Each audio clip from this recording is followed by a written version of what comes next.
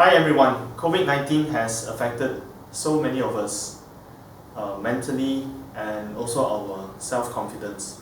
And I can understand that because personally I went through a similar crisis myself. When I finished my secondary school or high school, I went to a polytechnic. And so I actually failed the entire course. But what was made worse of the entire situation was the lecturer in charge of the course actually called me to his office. He reminded me very sternly that now that I failed and I'm out of the system, I will never be able to come back. It hurt deeply and I was totally disoriented by that statement. I went through a period of self-doubt. It was a very dark moment for me. At that time, I decided to just keep going to the church where I was very active in and to serve alongside the priest every single day. And I was really trying to run away in a sense. I didn't want to confront my reality. I didn't want to move. One day, when I was serving alongside with this priest, and we used to go to the hospitals to pray for those who are dying, I noticed how much he loved every single person in their final days. There and then I thought to myself, Lawrence, you have to do something about your life. You may not know what to do, but you have to do something. So I did the next best thing to register to join the military. I was expecting that I will probably be a regular soldier. I won't have the chance for leadership. But I remember that before going into the army, my friends in the movement of unity, the Focolari, they told me something very important. They said, do everything out of love. I have to move and go forward with love. And turns out that army wasn't really a bad thing. And I remember as best as I can to love every fellow comrade in the army, and I tried to do my best in every duty that was given to me. And in doing so, in loving others and in moving forward, I did quite well by winning several leadership awards.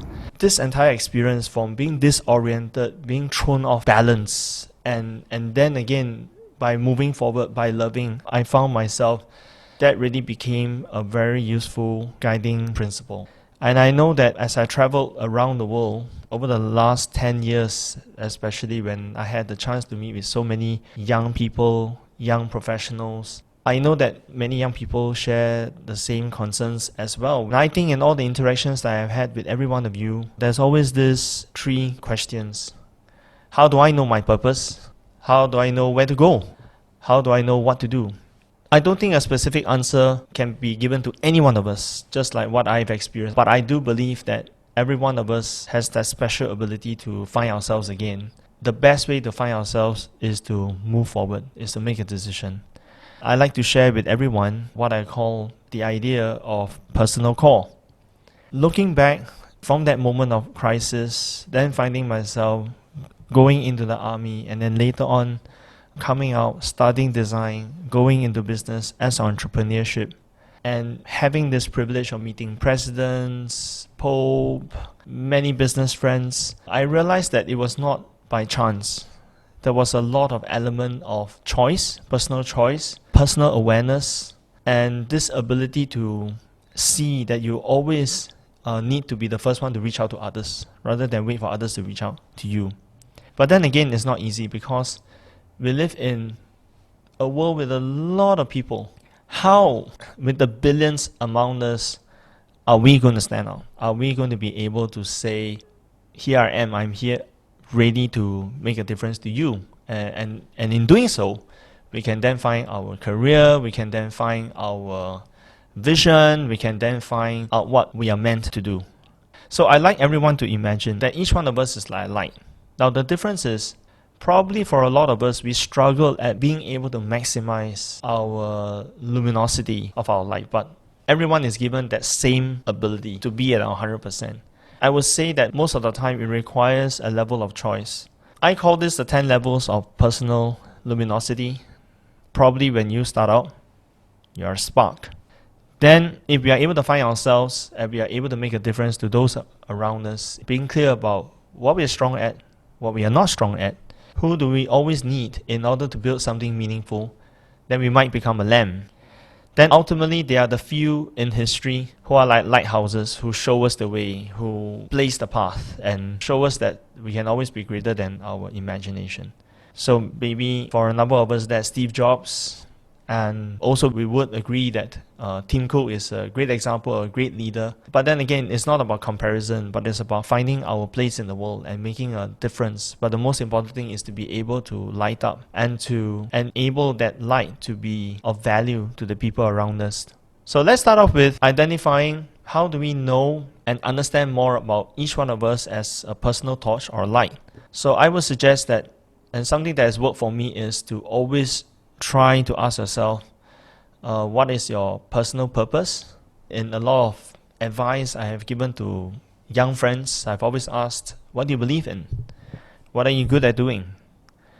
Then the next question is, what difference are you making? Then for a lot of us, when we start out young, obviously our influence will be very limited because we haven't had the opportunity to expand that network yet.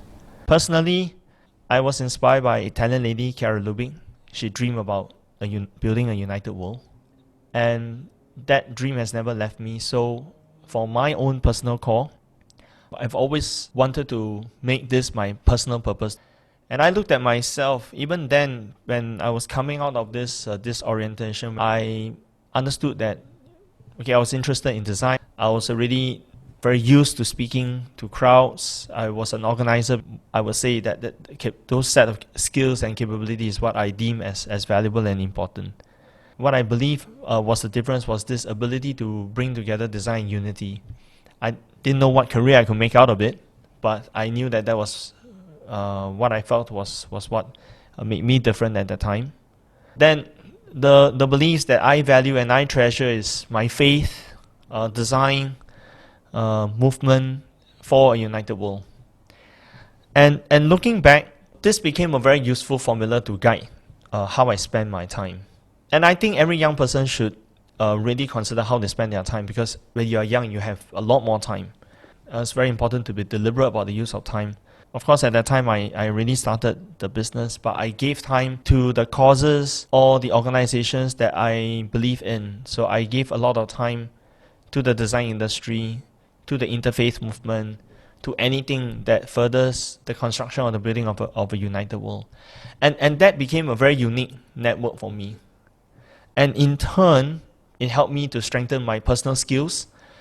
And the kind of network became useful, and that generated what I call unique resources. It's interesting for me right now as I look back this 20 over years since that journey. My ability has essentially been the same and has improved, just that the scale is at a different level right now. And now I have finally understood the difference I am able to bring is innovation by design. I'm heavily involved with design thinking kind of projects globally. And of course, the level of influence has changed. Things are at a much more global level. And I mean, every single day, this work is really an inspired work, because I meet with so many friends, I meet with so many partners who believe in doing the same thing, that is shaping a united world through consulting.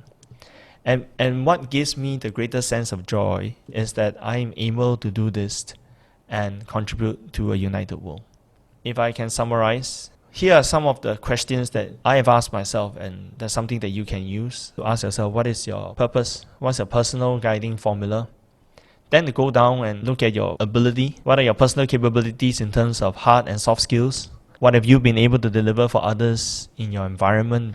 Again, interacting with your friends, with your peers. Like when I was much younger, I always asked people to give me feedback and to ask them for very specific feedback. Then the next thing is, what are the personal beliefs that you hold? And here I'm not talking about cultural beliefs or religious beliefs or spiritual beliefs. I'm really asking you, what are the beliefs that you deeply believe in, that you will spend time, that you feel strongly about, that you want to see change happen because of those personal beliefs?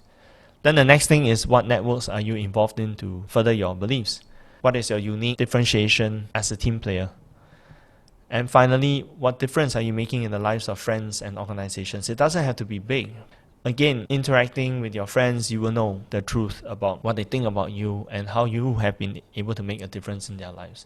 If you go at these questions, a pretty clear picture starts to emerge. Then with this very clear picture, it will then help you think about how you want to spend your time. I would always suggest that you should devote time to improve your capability and your influence, positive influence.